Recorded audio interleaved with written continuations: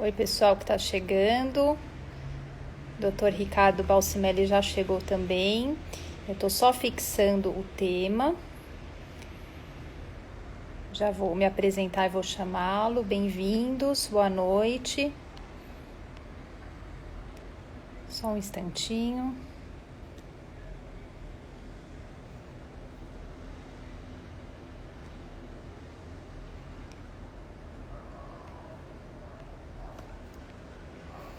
Então, boa noite, pessoal que está chegando. Meu nome é Carita, sou Carita Tonini. Eu sou nutricionista, faço parte aqui do Instituto Barini, junto com outros profissionais da área de saúde, outros médicos. Nós temos uma equipe aí com ginecologista, endocrinologista, médica do estilo de vida, que trabalha com acupuntura. E aí eu faço parte dessa equipe, né? Eu trabalho com fertilidade, trabalho também em todas as fases aí da fertilidade, tanto com o homem quanto com a mulher, né? Com tentante, no caso da mulher gestante, lactante, e vou até a fase da introdução alimentar do bebê. Então vamos lá, vou chamar aqui o Dr. Ricardo.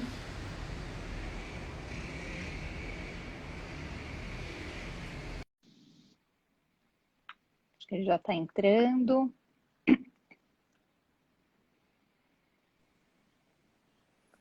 Oiê, Boa noite, cara.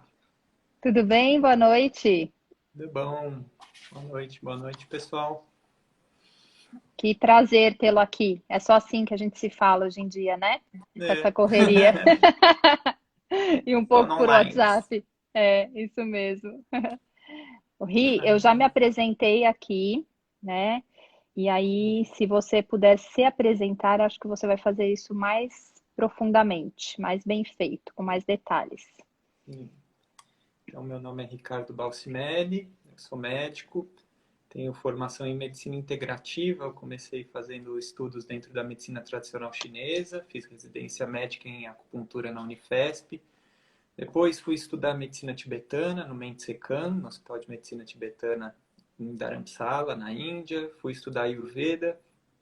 Especializei em Kaya Chikitsa, que é a parte clínica médica ayurvédica, e Dravyaguna, que é a parte de herbologia. Espera um stop aí, que foi onde a gente se conheceu, né? Na É, Ayurveda. sim, lá nos Uhum, alguns anos Panchakarmas da atrás. vida. Isso mesmo. E Pode aí, continuar. depois fui estudar ortomolecular, parte de bioquímica, assim, parte de medicina funcional, e fui fazer curso de instrutor de meditação.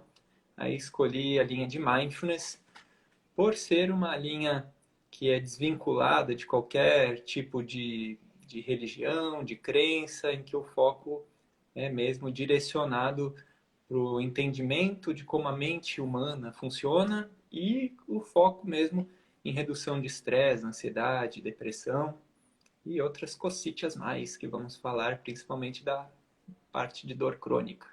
Isso, hoje até esse convite que eu te fiz, né, para a gente conversar um pouco sobre mindfulness. Lógico que você é uma pessoa que entende bastante, eu logo pensei em você sobre o tema. E aí nesse meio tempo eu abri umas caixinhas de perguntas, tanto aqui no Instituto, quanto no meu perfil pessoal, né, no Carita Tonini, e as pessoas perguntaram muito, Ri, sobre dores, de uma maneira geral. E aí eu fui abrindo mais caixinhas para entender. Tem muita queixa, né, tanto dos meus pacientes quanto de pacientes do Instituto, de fibromialgia, dores pélvicas, né, como a gente trabalha com fertilidade, então endometriose, por exemplo, e a de sempre presente, né, dor de cabeça, às vezes em forma de enxaqueca ou outras formas. E aí seria bem interessante realmente a gente falar mais desse tema de dor, porque é muito abrangente, né, onde o mindfulness atua. Sim. Chega em É, muitos lugares, né? é. Lembrando que assim, a dor ele é uma quase considerado como uma doença à parte dentro da medicina, né? E ela, como grande parte de outras doenças, ela tem uma característica multifatorial. Então tem alimentação envolvida, vários aspectos do estilo de vida, questões às vezes genéticas, E dentro da questão da meditação, né, Mindfulness tem mostrado evidências muito significativas, porque principalmente, né, dentro dessas questões, a dor pélvica crônica, a fibromialgia e enxaqueca tem um componente muito grande de processos emocionais, estresse, muitas vezes acompanhando épocas de mais crise, acompanhando crises de mais alta intensidade, assim como, né, o piora clínica desses tipos de doença. Então, é muito importante a gente ter consciência de que, lógico, não é só emocional, né, a questão desses tipos de doença, mas que sim, o emocional é um dos pilares ali que muitas vezes aumentam tanto a frequência das dores quanto a intensidade das dores.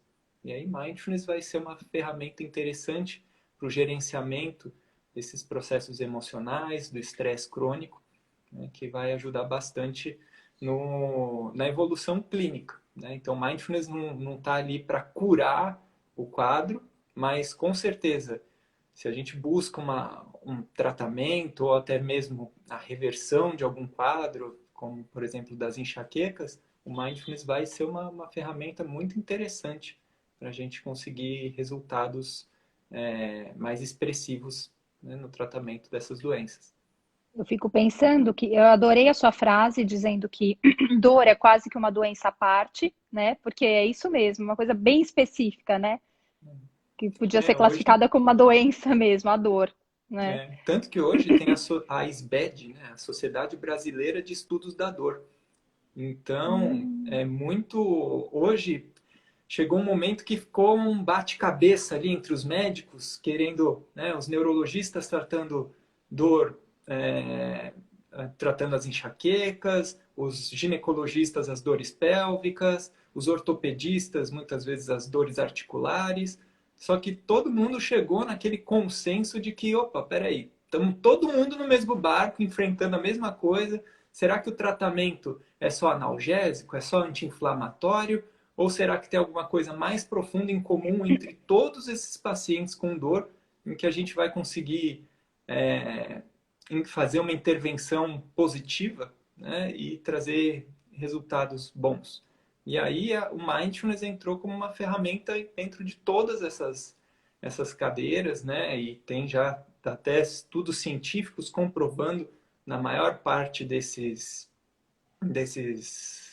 doenças, né, como efeito significativo, e até trabalhos muito interessantes fazendo a correlação de grupos em que foram tratados com mindfulness, outro grupo tratado com relaxamento, apenas com o que eles chamam de sham, né, uma terapia falsa, e o grupo controle que não recebeu tratamento nenhum. E outro tem um trabalho científico de uma revista de neurociência, até que usou um grupo que recebeu placebo, então que recebeu uma cápsula com uma medicação falsa ali, uma cápsula de farinha. E aí o que aconteceu foi que o placebo teve uma melhora, como já é esperado. Então, na grande Sim, parte dos trabalhos de quem recebe placebo, uma parte até acaba melhorando. melhora. O Isso é grupo de interessante mesmo. relaxamento teve também uma melhora parecida com o placebo. E o grupo de mindfulness teve uma redução significativa na dor. Né? É Então, mesmo? Que interessante. sim, Então já tem bastante estudo, né, em torno disso.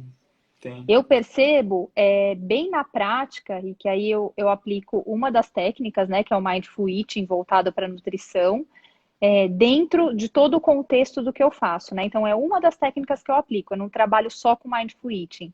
E eu já percebo, assim, melhora significativa, né? A gente está falando de dores, então assim, acaba que chega muito paciente com fibromialgia, né, para mim.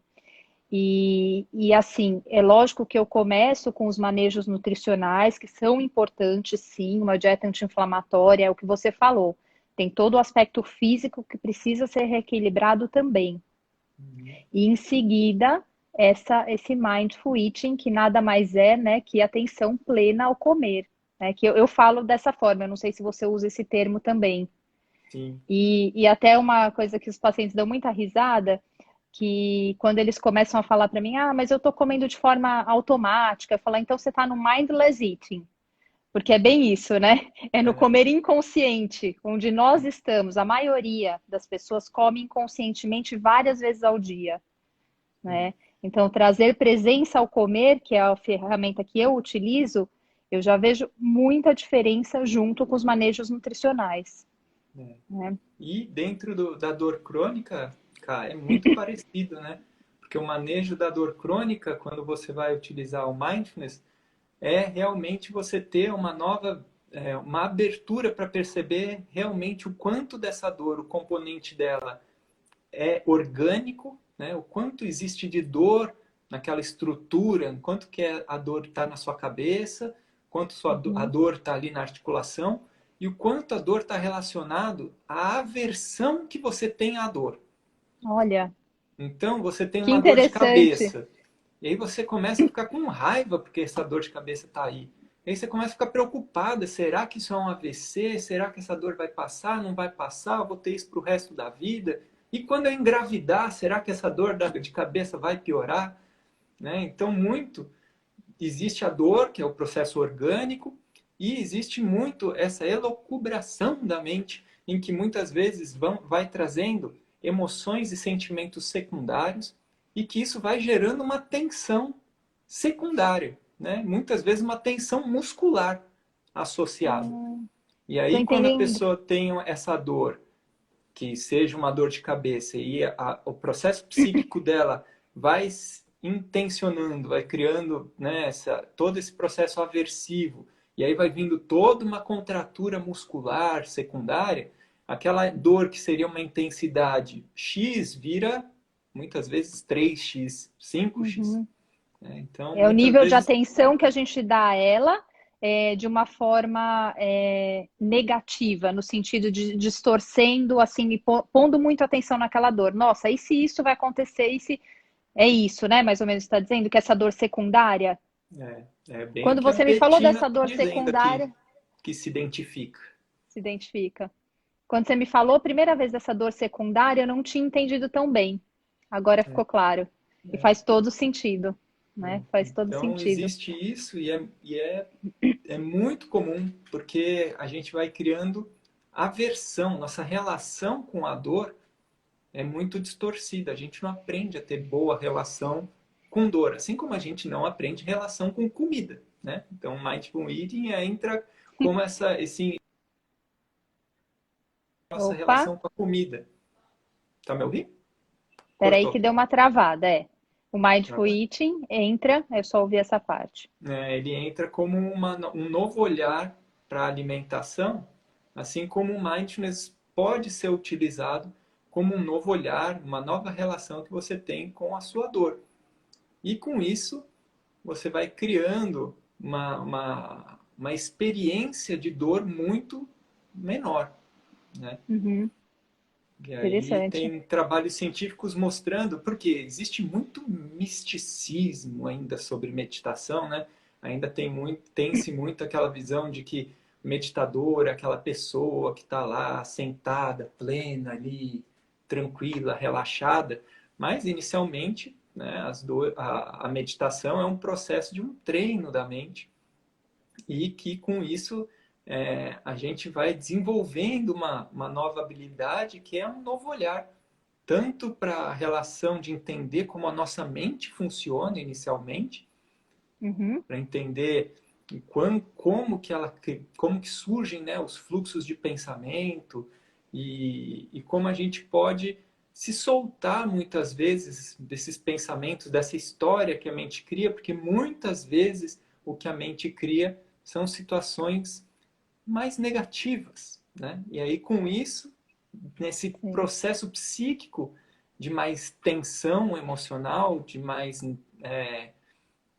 com pensamentos tensos, depressivos, catastróficos, existe associado a isso uma resposta metabólica, orgânica, frente a esse pensamento.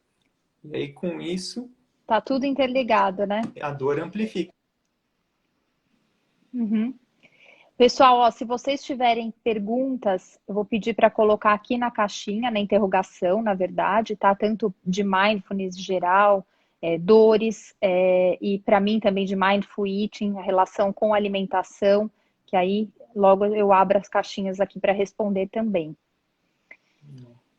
E aí, cara, é interessante porque na Uhum. Europa já existem centros, né, na Inglaterra principalmente, centros de mindfulness só voltado para redução de dor crônica. É mesmo? É. Tem um instituto que chama Breathworks, que Uhum. grande parte dos trabalhos deles está relacionado à dor crônica. Que interessante. E então é muito importante ter essa consciência aí de que sim, é uma ferramenta muito importante, principalmente, lógico, é isso, é associado, né? Hoje sabe-se da importância da medicina integrativa, é uma parte de todo esse Uhum. processo, né, de tratamento da dor crônica, mas que sem dúvida ele é um pilar muito importante de conhecer, né, como a nossa mente influencia, de como o estresse crônico acaba impactando tanto nessa relação com a dor, mas também existe toda uma relação de que o estresse crônico aumenta mediadores inflamatórios, Uhum. né?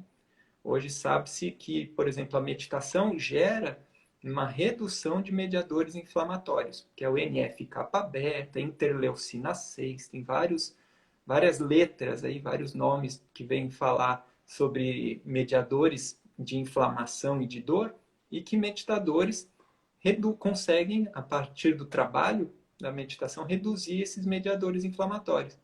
Aí muitas vezes a pessoa pensa assim: ah, mas eu vou demorar 10 anos para conseguir um negócio desse, meditar e conseguir reduzir inflamação com meditação.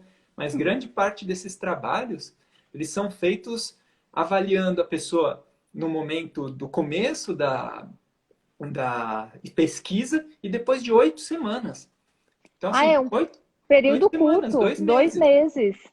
Que interessante. Porque, ó, eu te confesso que eu mesma penso isso. Falo, nossa, mas quanto tempo vai demorar, né? Assim, principalmente quando é alguma técnica que eu desconheço um pouco, né? Eu tenho essa visão. E olha que interessante, em 2 meses, 8 semanas já tem resultado. E Ri, me fala uma coisa, porque ó, eu na prática, o que que eu faço, né? Eu consigo aprofundar melhor com os meus pacientes nas técnicas de meditação do comer intuitivo, né? Quando eu tenho um acompanhamento semanal, às vezes quinzenal. Então, tem pacientes que passam comigo assim durante um ano, no acompanhamento mais próximo, que aí eu consigo desenvolver melhor, né, e ter resultados. Como que é para você na prática, né? Você como médico, como que você tem aplicado isso nas consultas ou Legal. enfim, de que forma? Muitas vezes eu recebo pacientes de todos os jeitos, né? Então eu recebo paciente que muitas vezes nunca ouviu falar o que é meditação e muitas vezes recebo pacientes que já vêm muitas vezes de anos de prática de yoga e meditação e tudo mais. E aí eu vou, né, acertando, vou vendo qual que é a língua que eu vou falar com o paciente, porque muitas vezes a pessoa vem de uma tradição, talvez do yoga, ou estuda Vedanta, porque às vezes o paciente procura pelo Ayurveda e muitas vezes já estudou ali Vedanta, já estudou, né, alguma coisa da cultura védica, do yoga. Aí eu uso Uhum, mais um linguajar já com que eu também domino um pouco dessa área. Ou se a uhum, pessoa vem e não conhece nada dessas questões de culturas orientais, eu vou dentro da questão neurocientífica mesmo. E uhum, vejo o quanto que a pessoa tem de autopercepção. Ver se a pessoa já fez psicoterapia, se ela já tem percepção das reatividades dela, do automatismo dela frente às situações, ou se ela já tem uma capacidade que chama de metacognição, ela conseguir olhar para a própria mente dela e identificar, olha, são pensamentos que estão passando que muitas vezes não têm relação com a realidade. Isso parece uma coisa, né, muito esquisita, falar, nossa, como assim a minha mente traz coisas que não são da realidade? Mas isso a ciência comprova, né? Que a uhum. nossa mente, os neurocientistas falam que é como se fosse teflon para pensamento bom e velcro para pensamento ruim. Então, assim, Essa é boa. a gente se cola com Boa. pensamentos ruins com grande facilidade. O próprio criador do Uhum, mindfulness, que foi o John Kabat-Zinn, né, que é um norte-americano, ele escreveu um livro que chama Catastrophe Living. Então, vivendo uma catástrofe total. Por quê? Porque a nossa mente, muitas vezes, cria esse processo, às vezes, catastrófico demais. Isso, o nível de tensão aumenta a adrenalina, aumenta cortisol, aumentam todos esses mediadores e as dores pioram. Não só as dores pioram, como se você não tem dor, pode ser que você comece a desenvolver uma dor, né, caso você sofra de estresse crônico. Uhum. E o que que você indica, e, por exemplo, para quem não. Ah, eu quero fazer, né? Quero aprender as técnicas para as dores tal. O que que você indica? Começar por onde? Eu acho que um curso de mindfulness básico é já um grande passo para começar esse entendimento de como a mente funciona, né? E Uhum, dentro dos cursos de mindfulness, muitas vezes a gente passa ali por algumas explicações e passa sobre algumas experiências relacionadas ao mindfulness, né? Ao mindfulness especificamente para dor. uhum. É muito melhor começar por um curso básico mesmo de mindfulness com ele. Grande parte das vezes já existe uma indicativa da dor, mesmo sem curso específico de mindfulness para dor crônica. Em geral, o básico já vai ajudar e bastante. O seu Né? curso, você tem um curso, ele é de quanto tempo? Ele é um curso Então, eu básico? faço. Ele é um curso básico em que Uhum, ele tem um protocolo de 8 semanas, então é um curso de 2 meses, e quem uhum. compra o curso, ele tem, na verdade, acesso a 4 meses de curso. Então, dá para a pessoa fazer uma vez o curso e ainda repetir depois de novo. Dá para ela fazer Tá. 2 vezes o mesmo curso, né? Uhum. Porque é muito bom. Eu fiz o curso, antes de virar instrutor, eu fiz o curso básico de Mindfulness 4 vezes. Que eu falei, É nossa, esse mesmo. negócio é legal pra caramba. E tem que refazer, né? Aí Uma eu só não, fui, não dá certo. Ó, até a como Débora tinha tá na minha falando aqui, né? clínica, Uhum. Pode falar que eu te cortei. é, como tinha na minha clínica, eu fiz uma vez, aí eu gostei, eu falei, nossa, eu vou fazer de novo. Daí fiz 4 vezes. Eu terminava os atendimentos e já ia para aula de meditação na sala do lado. Boa, boa. E a Débora tá falando, ó, pode ser indicado fazer meditação às 7h30 com o Dr. Ricardo é um grande avanço. Você faz meditação ao vivo, né? No Instagram? São todos os dias ou não? Todo dia, às sete e Sete e meia. meia da manhã. Tá. Essa é uma boa dica. E tem algumas perguntas aqui, deixa eu entrar aqui. Sinto dores no corpo, sou muito estressada, tomo diazepam, né? E como que é? Já vou parar nessa, não é uma pergunta, mas a pessoa comentou. Você vê algum, porque isso é bem comum, né? Eu brinco até com os pacientes que é Rivotril, Lexotan, Lexapro, tem até a musiquinha, né? Porque as pessoas realmente, assim, estão fazendo uso de medicamento para dormir. O que que você vê? Você tem alguma experiência aí com melhoras na insônia, com a mindfulness e até a pessoa conseguir aí deixar o medicamento, alguma coisa assim? O binômio dor e sono é sempre muito presente, né, nos pacientes com dor crônica, porque a dor muitas vezes piora o sono e um sono de Uhum, pior qualidade também aumenta, muitas vezes as dores e acabam, né, piorando também esse estresse oxidativo e metabólico, inflamatório, né? Então, o uhum, que que acontece é uma coisa engata na outra. É muito importante a gente ter essa consciência de que você tem que ter esse olhar integral para buscar essa questão da saúde mental. Então, se for necessário medicação, ótimo, mas, não, mas que ela seja para um uso passageiro, né? Por um uso transitório, enquanto você está passando ali por um processo de estresse mais agudo, mais intenso, você usar a medicação, mas uhum. sabendo que você vai ter que buscar ferramentas para lidar com esse estresse para lidar com toda essa questão emocional, ter um sono de melhor qualidade e reduzir essa questão é muito importante, porque muitas vezes à noite o que acontece? A nossa mente fica ali em alta atividade, né? E com isso a gente não consegue relaxar. Como tem esse, né?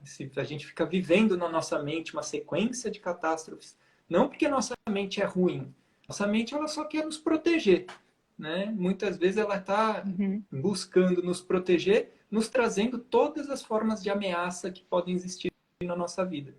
Só que quando você está numa ameaça, se tem uma coisa que seu corpo não faz é desligar. E aí ele fica em estado de alerta. Aí você não dorme. Aí você não repara o seu corpo, você tem um sono que não é reparador, aí você acorda quebrado, moído no dia seguinte e provavelmente a intensidade da sua dor vai piorar. Muitas dores de cabeça, um dos tipos de cefaleia, né, de dores de cabeça, é por restrição de sono. Então, às vezes, a pessoa tem uma dor no ombro, ela não dorme, ela fica estressada e ganha uma dor de cabeça. E aí fica aquela bola de neve de evolução, né? A pessoa vai acumulando problemas de saúde que uma vai gerando outra. E ela toma remédio para dor de cabeça, ela toma remédio para dor no ombro, ela toma remédio para dormir, ela fica tomando um monte de remédio e não está indo na raiz do problema de saúde, né? Agora, eu não sei nem se você vai saber me responder, porque olha só, como eu tenho muita paciente com bebê, né, que era gestante que eu cuidava, e agora eu cuido dela e do bebê, e essa privação do sono de uma lactante, por exemplo, tem remédio? Essa Porque eu aí, digo assim, remédio, sabe, a pessoa não tem tempo para fazer um curso, enfim. Tem algumas técnicas que dá para incorporar no dia a dia de uma forma prática? Isso existe também no sim, mindfulness. sim. Tá. O mindfulness tem práticas que você pode fazer com um tempo mais curto mesmo, né? Então, muitas vezes você fazer uma prática curta, se você, né, com o tempo desenvolver bastante habilidade, você vai conseguir entrar em frequências de ondas cerebrais mais lentas e que são muito reparadoras, né? Então, você consegue uma ajuda de reparação cerebral através de meditação, sem necessariamente dormir. Assim, para conseguir esse estado de reparar bem, né, aí é com meditadores de muito tempo de prática. Mas pelo menos um alívio, uma leve reparação consegue. Então, eu já daria um conselho aqui, porque eu já vi bastante gestante e tentante que eu conheço que entraram aí na live. Começar agora, né? Começar antes do bebê nascer, porque isso já vai fazer diferença. Ter alguma técnica lá na manga para quando precisar de fato, né? Isso é bem Sim. interessante. Tá, O ótimo. processo de gestação, né? Muitas vezes a pessoa pensa, preciso estar estabilizado financeiramente. Mas ó, Uhum, financeiramente é um ponto só, né? Você precisa ter uhum. ali toda uma consciência de que algumas questões de processos emocionais, de rotina, você vai precisar se organizar em vários aspectos, não só financeiramente, para ter um filho, né? Sim, com certeza. Eu tenho mais um monte de pergunta na caixinha, mas a Nádia está perguntando aqui: dores de quedas devem também ser tratadas com mindfulness ou acupuntura resolveria? Dores de quedas, deve ser trauma, né? Batidas. É. Então, assim, o mindfulness ele vai mudar a sua relação de observador, né? Então, o que acontece? Grande parte das vezes a pessoa tem a dor, tem aquela experiência negativa e para ela entra nesses sofrimentos secundários, né? De Uhum. entrar em muito sofrimento psíquico frente àquela experiência de dor e isso acaba ampliando, né? Amplificando a experiência de dor. O que acontece é que o tempo, a latência, o tempo de experiência de dor em meditadores é menor. Então, outro mito que existe muito é de que o meditador ele fica anestesiado, né? Um meditador não sente dor. Ele sente a dor, mas depois que o estímulo de dor físico passa, o meditador tem uma redução do sofrimento mais rápido de quem não medita. Né? Quem Tá. não medita, às vezes a dor está passando e a pessoa ainda fica naquele desconforto psíquico por uma dor que às vezes já está mais baixa. Tá. Então, a É pessoa tudo que está em carrega uma torno da dor, experiência de né? Os sofrimento, medos. Uhum. que ela Tá. carrega uma experiência de sofrimento por mais tempo do que um meditador. O meditador se Uhum. solta da experiência de sofrimento e de todos os processos psíquicos que vêm associado muitas vezes à experiência de dor. Tá, ótimo. Deixa eu entrar aqui. Tem mais algumas perguntas, só um instantinho. Carita, tenho compulsão alimentar. O Mindful Eating resolve? Então, é o seguinte, compulsão alimentar é uma das ferramentas que a gente utiliza, é sim o Mindful Eating, tá? Eu utilizo algumas ferramentas associadas, né? Que tem a ver também com comer intuitivo, com comportamento alimentar. Eu não uso só o Mindful Eating. Mas sim, a grande questão que eu sempre falo, né, nas lives e tudo mais, é que a pessoa tem que ter realmente paciência com o processo. Porque o que, que a gente está acostumado, agora voltando para a alimentação, né? Fugir um pouquinho do tema da dor, mas só voltando para a alimentação. A gente está acostumado a ser emagrecido, né? Então, assim, a gente vai lá, toma um remédio, faz uma dieta lá que está tudo pronto e a gente emagrece. Agora, entrar em contato com a questão que está por trás da gente estar com sobrepeso, tem uma compulsão alimentar, a maioria das pessoas não tem paciência com todo esse processo, que ele é longo, né? Então, assim, o que que eu digo? Mínimo 6 meses de acompanhamento semanal ou quinzenal. Quando chega nesse lugar, Rick, eu explico, a pessoa fala, nossa, tudo isso? Mas né? Porque a gente está acostumado assim a querer um milagre, a dieta, né? Então, dieta, eu emagreço 10 quilos em tanto tempo, volta tudo, volta até mais. Mas é essa mentalidade, né? Que as A pessoas têm de uma pessoa, forma geral. E a mesma coisa com transtornos psíquicos e Uhum, orgânicos, né? Uma uhum. doença, ela não surgiu de um dia para o outro. A pessoa construiu aquele estado de doença por conta dos Ótimo. Fiz hábitos de até para. vida dela, por conta de como ela encara a vida, os processos traumáticos emocionais, e ela acha que ela vai sentar para meditar, vai ter uma experiência ali de bem-estar, de tranquilidade, de clareza, e não é assim que funciona. Aí a pessoa Não. fala, então vou tomar remédio mesmo, vai trazer alívio? Vai, mas depois começam os efeitos colaterais da medicação. Ou você vai acabar ficando dependente da medicação para sempre e se não for um efeito colateral de curto prazo, você vai ter os efeitos colaterais de longo prazo. Né? É. Então, é bem importante a gente ter essa consciência de que, né, a medicina integrativa ela não é contra a medicação, mas, né, muito pelo Uhum. contrário, é interessante associar os dois, mas que remédio é sempre bom, né, a gente tentar usar o mínimo possível e, quando possível, né, suspender o uso. E para a gente ter consciência Sim. que a gente não vai tomar remédio, seja para emagrecer, seja para dormir, seja uma dor crônica, um dos passos é cuidar da nossa saúde mental, conhecer como a nossa mente funciona, conhecer a relação que a gente tem com a comida, conhecer a relação que a gente tem com nossa dor, né? Então, dor pélvica, né? Toda essa questão que muitas vezes vem associada, tenho endometriose, aí quando vem a dor, associa a dor com vou ter filho, não vou ter filho, será que eu sou infértil? Tem isso. E aí a pessoa vai criando um full catastrophe living, destrói uma catástrofe na mente dela. Muitas vezes é uma Uhum. dor, e ali você respira, põe uma compressa quente e tudo mais, e faz uma alimentação mais anti-inflamatória, e aos poucos você vai tratando e ela vai indo embora, né? Tanto a Ótimo. intensidade da dor, a frequência, tudo mais. Então é Faz muito todo importante sentido. você conhecer a sua dor, conhecer sua reação frente à dor e Uhum. tentar modular isso para que ela seja uma experiência menos desagradável e quem sabe uma hora ela some, né? Uhum. Ótimo. E, Ri, ó, a mesma pessoa que escreveu, né, sente dores no corpo, que é muito estressada e toma diazepam, olha o que tem associado, né? E o médico passou o exame cintilografia óssea. Eu tô com medo. Tenho dores de articulação, bursite, tendinite. Tem ainda o medo associado também, que é o que você está falando, né?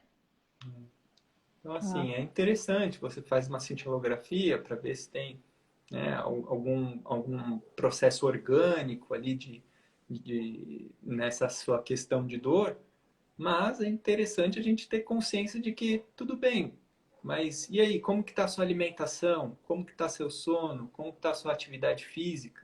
Como estão suas relações pessoais nesse mundo ainda que está todo mundo distante? Então é muito importante ter esse olhar orgânico, né? Saber se tem alguma coisa no corpo físico, mas o que mais além, né, do orgânico você está olhando, você está tratando, né? Visto que as dores têm esse componente, né, multifatorial. E aí não só a dor, né? Vamos dizer que todo dentro da saúde humana é multifatorial, né? Seja uma doença autoimune, uma doença degenerativa, um câncer. Hoje a Uhum. medicina, quanto mais avança, menos ela põe um culpado para a coisa e mais ela identifica que é um conjunto de fatores que constroem uma doença, né? Mesmo a Perfeito. genética, que antes era vista a, como se fosse o deus da época medieval, a culpa é do gene, né? Ah, eu tenho essa doença, porque é genética, né? Tá no seu gene, você tá fadado a ter isso. Teve essa fase, né? Né? Que eu sempre E ouvi aí essa fala.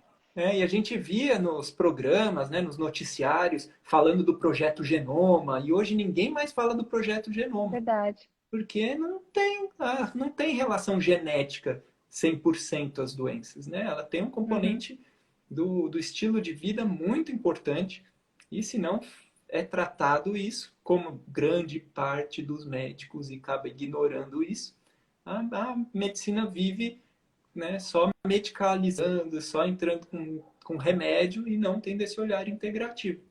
E aí, como que a Uhum. gente faz para desligar esse gene de doença que ligou? Vai ficando mais difícil. E aí a pessoa fica ali, ainda se estressando, com medo, com ansiedade, com raiva da doença que não vai embora. Aí fica com raiva da mãe que passou o gene para ela. Só vai piorando. Vai longe, né? É, boa. Deixa eu ver que tem mais É, pergunta aqui. Como tratar o bruxismo? Noêmia. Ou noemia ou é. noêmia.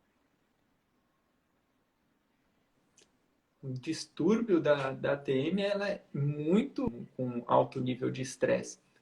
Tanto que ele vem por uma contratura excessiva da musculatura, né, temporomandibular, e aí práticas Uhum. de meditação, práticas relaxamentos, né, ajudam bastante. E aí você associar vários aspectos, né, às vezes usar nutrientes, né, que são dentro da alimentação que ajudam no relaxamento muscular, como potássio, magnésio, né, alimentos ou às vezes suplementos. Suplementos. Então, Uhum. integrar com uma questão alimentar e fazer práticas de relaxamento profundo ali antes de dormir, soltar, então, muitas vezes, de excesso de estímulos e informações, de eletrônicos, né? Chegando a partir aí das 9 da noite, então assistam aqui nossa live, mas depois dela, vai, toma um banho quente, coloca compressas quentes para gerar esse relaxamento muscular, faça práticas de meditação, práticas de relaxamento, que esse distúrbio, né, temporomandibular tende a reduzir bem. Ah, e uma coisa já puxando aí para alimentação que eu percebo que melhora muito quando os pacientes fazem, né, que eu indico, é não comer perto de dormir.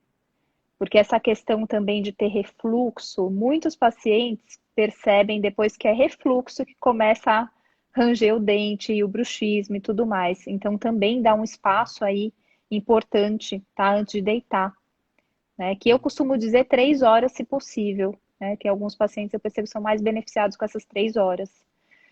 Então também é uma. Deixa eu olhar aqui.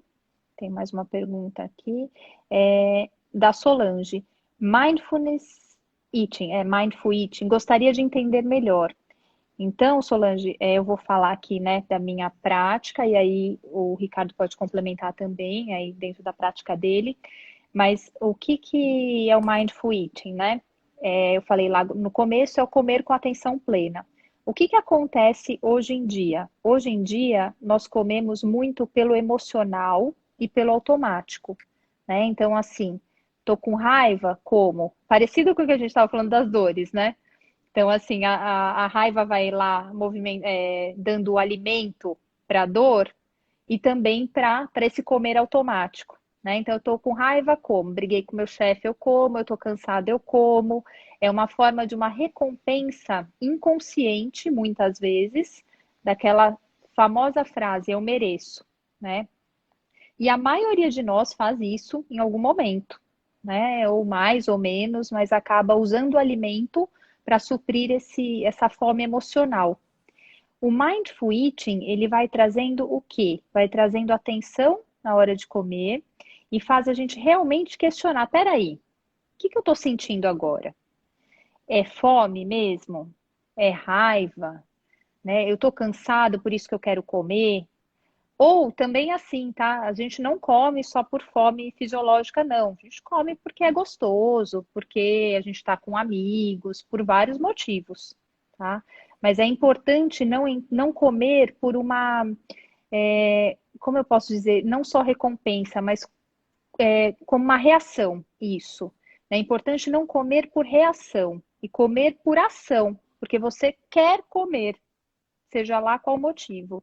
Então, essa técnica, ela vai trazendo essa atenção, esse questionamento, e isso só o fato de você trazer para a consciência o porquê você está comendo nesse momento ou naquele, é o que já faz a diferença. A gente vai conseguindo transformar aos poucos.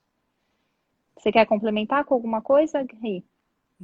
Eu acho que há uma palavra muito importante na questão do mindful eating é o discernimento. Você ganhar essa habilidade de discernir se você está sendo movido por um processo emocional, ter essa consciência de Uhum. que nós somos condicionados a comer muitas vezes por qualquer estímulo de sofrimento, porque nos primeiros momentos a gente enfiava um negócio na nossa boca, fosse mamadeira, chupeta, teta, qualquer coisa que a gente sofria, a gente chorava e ela não sabia o que fazer, colocava coisa na boca. E isso continuou. Isso. Parabéns, deixou o tio cortar cabelo, ganhou um pirulito. Parabéns, passou na prova, ganhou um chocolate. Parabéns, foi no dentista, foi bonzinho, vai tomar um sorvete. Então, a gente tem que entender que usa a alimentação de forma cultural como um mecanismo de gratificação e a gente começar a compreender, né, que o Ayurveda fala muito que a gente deve comer só por um motivo, só por fome. A Fome. gente comer sem fome, a gente não faz um processo digestivo adequado, acabam formando resíduos metabólicos que são chamados de ama ou traduzidos como toxinas. E aí Toxina. que é a fonte de vários tipos de doença, até mesmo mentais, porque essa toxina pode chegar nos canais da nossa mente e trazer doenças para nossa mente. Então é muito Uhum. importante a gente ter que o mindfulness vai trazer essa habilidade, essa capacidade de discernir se você está comendo por fome ou por alguma questão cultural emocional. Ótimo, perfeito. Tem mais uma pergunta aqui, Ri, ainda sobre alimentação. Tem alguma técnica fácil que você utiliza? Eliana. Vou falar de uma técnica que eu uso, que é bem interessante, né? Ela é simples e sempre que eu peço para o paciente, no primeiro momento, falar, eu vou fazer isso, e depois na semana, na consulta seguinte, me agradece, fala, nossa, isso aqui é ouro, que é o quê? É o diário alimentar. Então, o que que eu peço para o paciente? Para ele anotar tudo que ele comeu, o que, quando. E a chave desse diário alimentar, o que eu sempre faço, eu explico direitinho, né, como entender isso, mas é anotar o nível de fome quando vai comer, de 0 a 10, o nível de saciedade quando termina de comer, de 0 a 10, e também o nível de prazer, porque é importante unir a saúde com o prazer. Como a gente tem muita mentalidade de dieta, o que eu percebo, as pessoas começam o dia comendo tudo saudável, saudável, saudável e nem se perguntam se gostam daquilo. Porque existem comidas saudáveis que vão te dar prazer também, mas entra num automático de tipo, eu tenho que comer abacate, eu odeio abacate. Chega no final do dia, A maioria eu vejo isso. Olha, eu estudo com paciente junto diário alimentar, não teve prazer nenhum. Ou alguns de segunda a sexta não teve prazer nenhum. A fome estava ou lá embaixo e comia porque era cada 3 horas, tinha que comer na cabeça da pessoa, ou já estava lá em cima, no nível 10, então acaba comendo tudo que vem pela frente.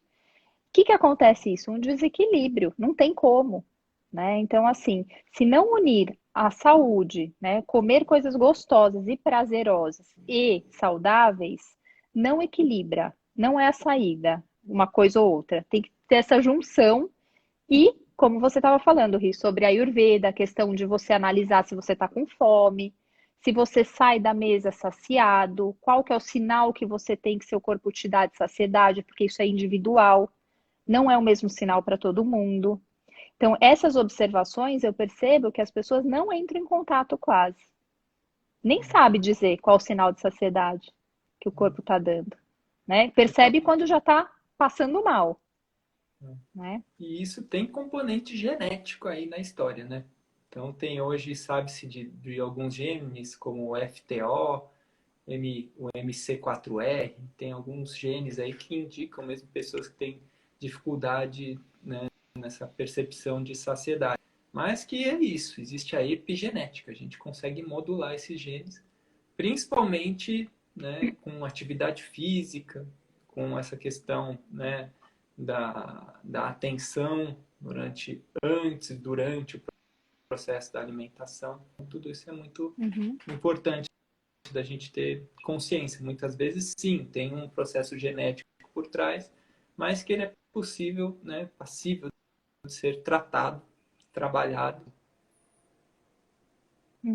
Ótimo. Até a Cristiane está falando aqui. Eu não sinto fome e tenho tendência a emagrecer. Como faço para não perder peso? Eu tenho alguns casos assim também, né? Então tem que ser trabalhado, porque normalmente, o que que eu falo? Tem que sentir fome. O bom é sentir fome.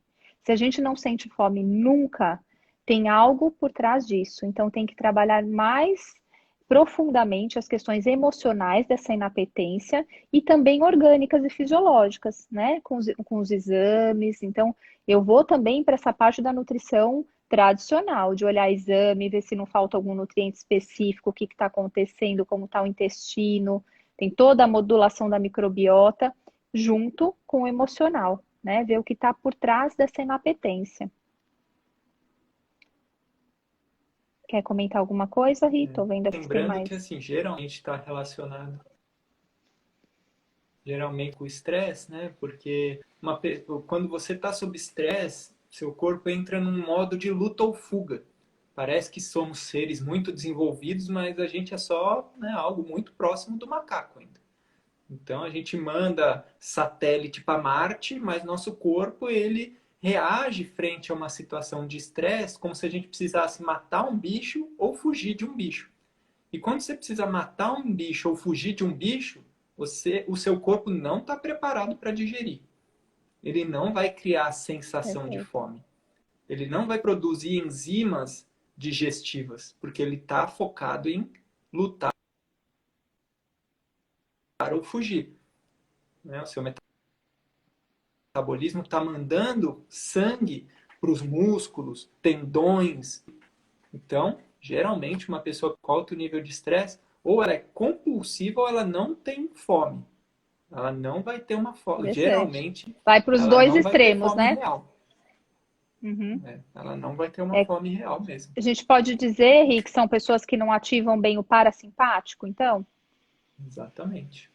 Tá, ótimo. Porque sem parasimpático não tem nem salivação. Ela não tem aquela experiência Olha, da boca salivar, ela não tem a experiência de fome realmente. E aí, se comer ótimo. sem fome, vai cada vez ter mais náusea, mais má digestão e menos fome. Gerando toxina e Esse é por o, aí vai, né? esse é o famoso quadro de distúrbio de vata. O vata de Uhum. uma pessoa ansiosa aumenta e ele sopra o Agni, que é o fogo digestivo, a pessoa perde a capacidade digestiva, fica com manda Agni, um Agni fraco, e ela come e forma toxina. A gente precisa equilibrar o processo psíquico para equilibrar esse excesso do dosha vata para o Agni aumentar para a pessoa comer. Junto com isso, alguns manejos também do Ayurveda a gente consegue utilizar, né? Uma panaceia de gengibre que auxilia aí no aumento do Agni. Mas também, gente, isso de, eu falo mesmo panaceia, caso a caso, né? Tem que realmente ver se é o seu caso, aquela panaceia específica ou não, tá? A Muitas vezes Betina, pode falar. vai funcionar muito mais uns 5 minutos de respiração, mais do que uma Uhum, panaceia de gengibre. uhum, boa, ótimo. A Betina está falando aqui. Fala de novo do Teflon e do Velcro. Ah, Lembra que você eu falou? já pensando da toxicidade do Teflon, É, eu estou lendo um nossa! livro de autoimune aqui, aí Ah, a pessoa mete o pau no Teflon, eu, nossa, quem que ouviu falar do Teflon? boa. É Aí, do o que Teflon e do Velcro. Então, a nossa mente ela é velcro para pensamentos ruins e teflon para pensamentos bons. Por quê? Porque nossa mente, né, nós somos filhos do pecado e a gente merece o sofrimento. A gente tem um processo relacionado à sobrevivência, pessoal. Nossa mente está sempre relacionado a buscar as situações de adversidade e a gente sair, né, das adversidades. E por isso que nossa mente traz pensamentos que geralmente estão relacionados com preocupações, com problemas. Porque sua mente já quer te deixar preparada sempre para quando surgir uma adversidade, Acho que. você já ter uma resposta ali rápida Uhum. para sair. Todas as possibilidades de problema do mundo, você vai sofrer um pouquinho, porque você vai Um só ficar pouquinho. pensando Essa é em boa. coisas ruins. E aí, para sua Uhum. mente, pensar em coisa boa não serve para nada.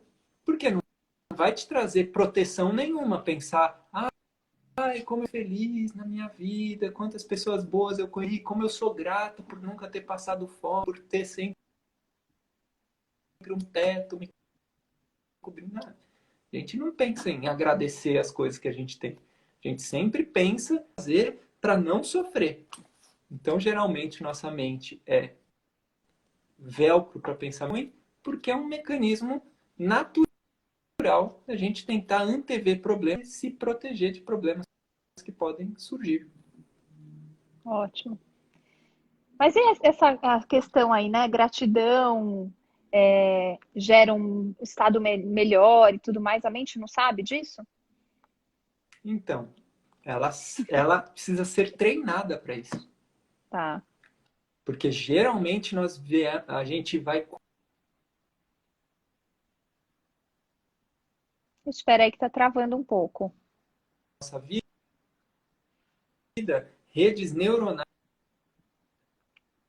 mais relacionados com sobrevivência e proteção.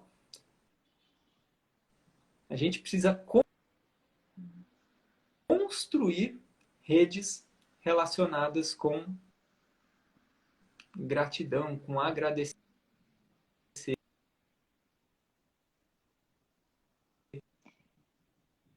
Você tá travando um pouquinho, Ri. Não sei se é para mim ou para todo mundo. Ou sou eu.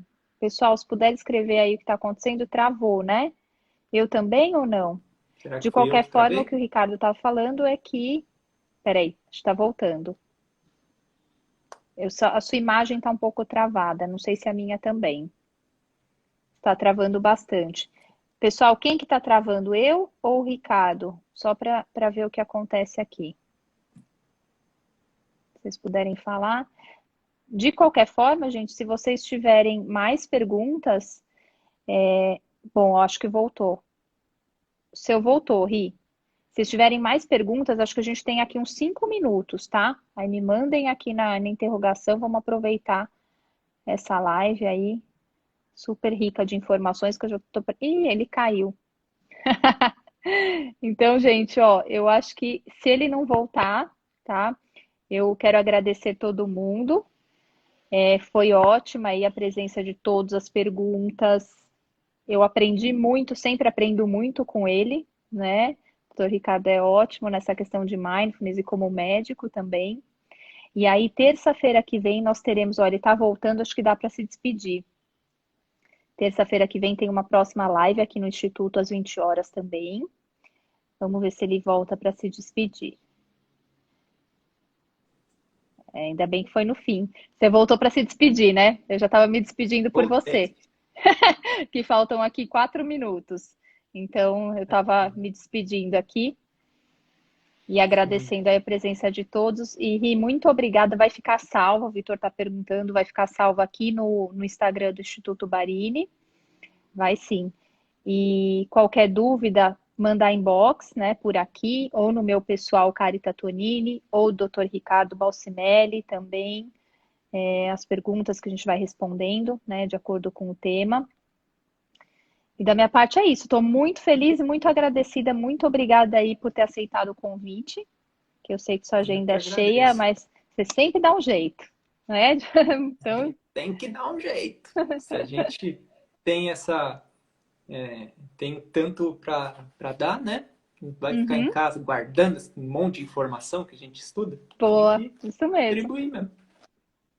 Ótimo. Bom, obrigado pela presença, pela contribuição aí com as perguntas. E boa noite. Amanhã, 7h30, que eu sei que tem um monte de titular. Camisa 10 da minha meditação aí, das 7h30 da manhã. Boa, então, hein? Até amanhã, olha, viu, eu pessoal? vou me inspirar. Eu vou aparecer lá um dia desses, 7h30, hein? Ótimo. Boa noite, Ri. Boa noite para todos. Valeu, Cá. Brigadão. Boa noite.